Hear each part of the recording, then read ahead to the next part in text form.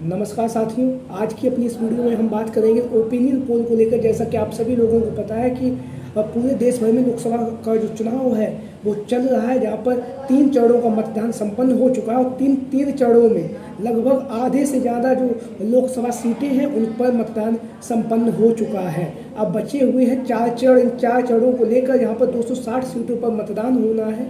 उसको लेकर क्या परिस्थितियाँ रहती हैं आगामी समय में, और जो फौलादी सट्टा बाजार है उसका जो ओपिनियन पोल है वो क्या कहता है, आज उसी को लेकर आज हम अपनी इस वीडियो में बात करने वाले हैं। तो एक एक करके हम बात बताएंगे। तो फौलादी सट्टा बाजार के बारे में थोड़ा जान लेते हैं। राजस्थान का माना हुआ सट्टा बाजार है और सट्टा बाजार लगभग ये 500 सालों से अधिक समय से ये कार्य कर रहा है। हालांकि ये चर्चाओं में तब आया जब कर्नाटक में जब इसने भविष्यवाणी की थी कि कर्नाटक में जहां पर कांग्रेस को उसने 137 सीटें बताई थी, जब उसका परिणाम आया था तो वहां पर कांग्रेस को 135 सीटें मिली थी कर्नाटक में, जब अभी चुनाव हुआ था उस समय पर। वहीं पर भारतीय जनता पार्टी को कर्नाटक में फौलादी सट्टा बाजार के द्वारा 55 विधानसभा सीटों की उसने भविष्यवाणी की थी, जिसमें 66 जो विधानसभा सीटें हैं वो बीजेपी के पक्ष में गई थी। उससे पहले 2022 के चुनाव में जो हिमाचल प्रदेश में जब विधानसभा का चुनाव हुआ था तो वहाँ पर जिस तरह से फौलादी सट्टा बाजार के द्वारा भविष्यवाणी की गई थी कि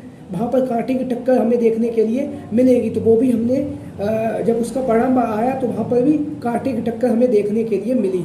तब से ये जो फौलादी सट्टा बाजार ये चर्चाओं का केंद्र बिंदु बन चुका है। लगभग 500 साल पहले से ये कार्य कर रहा है और राजस्थान में यह वर्तमान समय में राजस्थान से इसका जो नेटवर्क है वहाँ से ये भविष्यवाणियाँ की जा रही हैं। तो हम बात करेंगे जहाँ पर प्रथम चरण में लोकसभा चुनाव को लेकर 102 सीटों पर मतदान हो चुका है। दूसरे चरण में 88 लोकसभा सीटों पर मतदान संपन्न हुआ। तीसरे चरण में 93 लोकसभा सीटों पर मतदान संपन्न हो चुका है।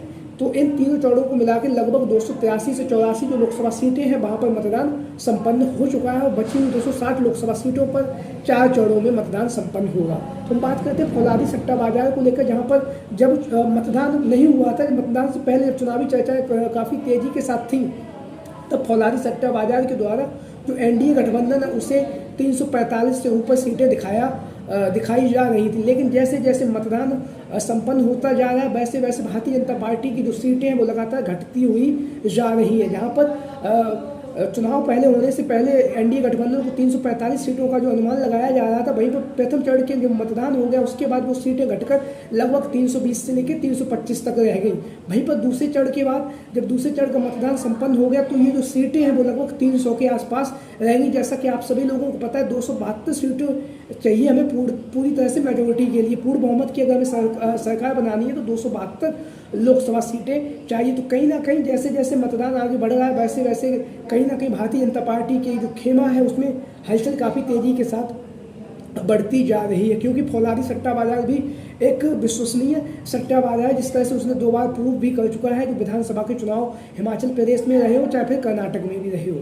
तो लगातार जो भारतीय जनता पार्टी का जो ग्राफ है गिरता हुआ आ रहा है, इसको लेकर लगातार चर्चाएं बन रही हैं। और जहाँ पर दूसरे चरण में जहाँ पर भारतीय जनता पार्टी का जो एनडीए गठबंधन उसे लगभग 300 सीटों के मिलने के अनुमान लगाए जा रहे थे, लेकिन अब जो तीसरे चरण का मतदान संपन्न हो चुका तो ये सीटें अब तक 300 से भी नीचे आ चुकी हैं। तो लगातार जैसे जैसे मतदान अभी 3 चरणों में ही हुआ है, तो आगे आने वाले जो 4 चरण है उसमें जब मतदान होगा तो भारतीय जनता पार्टी लगभग 250 से लेके 240 और 250 सीटें पर भी सिमट सकती है। क्योंकि जिस तरह से आगामी समय में जैसे जैसे हमने 2 चरणों में जो फौलादी सट्टा बाजार का जो ओपिनियन पोल आया उसके माध्यम से जो जानकारी सामने आ रही है कि जैसे जैसे मतदान बढ़ रहा है वैसे वैसे भारतीय जनता पार्टी एनडीए गठबंधन की जो सीटें हैं वो कम होती हुई नजर आ रही हैं।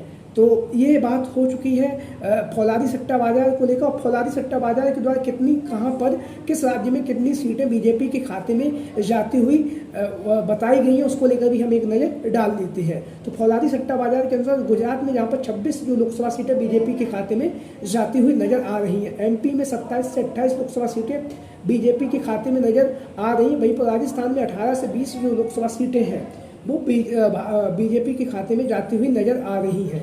छत्तीसगढ़ में 10 से 11 जो लोकसभा सीटें वो बीजेपी के खाते में जाती हुई नजर आ रही हैं। वहीं पर हम बात करेंगे उत्तराखंड में जहां पर 5 लोकसभा सीटें, 5 की 5 लोकसभा सीटें जो है बीजेपी के गठबंधन में जाती हुई नजर आ रही है। हम बात करेंगे दिल्ली की, दिल्ली में जहां पर दिल्ली में 6 से 7 लोकसभा सीटें वो भारतीय जनता पार्टी के पक्ष में जाती हुई नजर आ रही। हरियाणा में भी 5 से 6 जो लोकसभा सीटें वो बीजेपी के पक्ष में फौलादी सट्टाबाजारी के द्वारा दिखाया गया था। उत्तर प्रदेश में 64 से 65 सीटें भारतीय जनता पार्टी के पक्ष में जाती हुई नजर आ रही फौलादी सट्टाबाजारी के हिसाब से देखा जाए तो। उसके बाद उत्तर प्रदेश का झारखंड की 10 से 11 लोकसभा सीटें ऐसी हैं जो भारतीय जनता पार्टी के पक्ष में जाती हुई नजर आ रही है। तमिलनाडु में जहाँ पर 3 से 4 लोकसभा सीटें जो भारतीय जनता पार्टी के पक्ष में जाती हुई नजर आ रही हैं। ओडिशा में 11 से 12 लोकसभा सीटें जो है भारतीय जनता पार्टी को मिलने के अनुमान बताया गया है फौलादी सट्टाबाजार के अनुसार। पंजाब में 2 से 3 लोकसभा सीटें बीजेपी के खाते में जाती हुई नजर आ रही। तेलंगाना में 5 से 6 लोकसभा सीटें बीजेपी के खाते में नजर आ रही। वहीं पर हम बात करेंगे हिमाचल प्रदेश में 4 लोकसभा सीटें बीजेपी के खाते में फौलादी सट्टाबाजार ने जाते हुए दिखाया है। और वहीं पर बंगाल में 20 से 22 लोकसभा सीटें जो है वो भारतीय जनता पार्टी के पक्ष में जाती हुई नजर आ रही हैं। तो लगातार जहाँ पर जैसे जैसे मतदान संपन्न हो रहा है वैसे वैसे भारतीय जनता पार्टी की जो सीटें हैं वो लगातार घटती जा रही हैं। आगामी समय में अब जब 4 चरणों का जो मतदान है वो जब वो मतदान हो जाएगा उसके बाद क्या स्थिति होगी ये देखने की बात है। और उसके बाद जब 4 जून को रिजल्ट आएगा तब ये पता चलेगा कि किसकी सरकार बन रही। लेकिन इस बार भारतीय जनता पार्टी के लिए उतना आसान नहीं है जितना आसान 2014-2019 में लोकसभा का चुनाव था।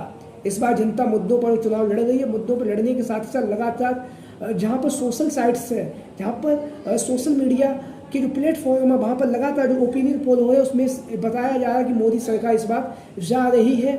बहुत सारे आप लोगों ने ओपिनियन पोल देखे होंगे जहाँ पर जनता लगातार जो इंडिया गठबंधन के जो भी प्रत्याशी है उनके समर्थन में अपना वोट दे रही है। और उसके साथ ही साथ जहां पर इंडिया गठबंधन के पक्ष में वोट दे रही वहीं पर आगामी समय में इंडिया गठबंधन का प्रधानमंत्री बनाए जाने में भी जनता लगातार सोशल मीडिया के जो बहुत सारे जो वोटिंग के माध्यम होते हैं वहाँ से लगातार अपना सहयोग दे रही है, अपनी राय दे रही है। तो आप लोगों की क्या राय है आगामी 2024 के चुनाव में किसका पलड़ा भारी है और कौन सरकार बनाएगा? सभी साथी कमेंट के माध्यम से अपनी राय दे सकते हैं। जय हिंद, जय भारत।